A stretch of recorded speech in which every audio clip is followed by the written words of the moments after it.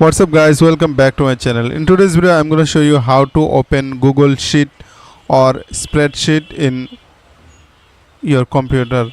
If you have a Google Chrome browser, then it will be very easier for you. First of all, here you can see dot menu, Google Apps. As you can see, first of all click on this menu and then scroll down to find out Sheet menu. Click to Sheets. It's an option, and another option is go to search bar and type for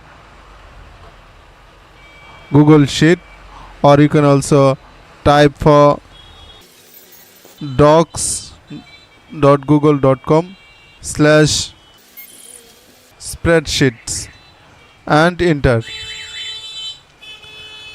And also you can bookmark this so that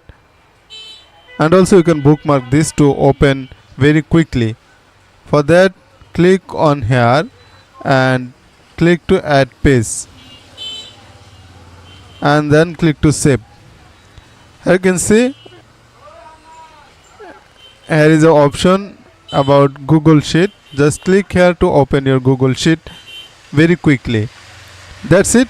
I think this was very helpful for you. If you think this is helpful, then consider to like, comment, share and subscribe. Thanks for watching.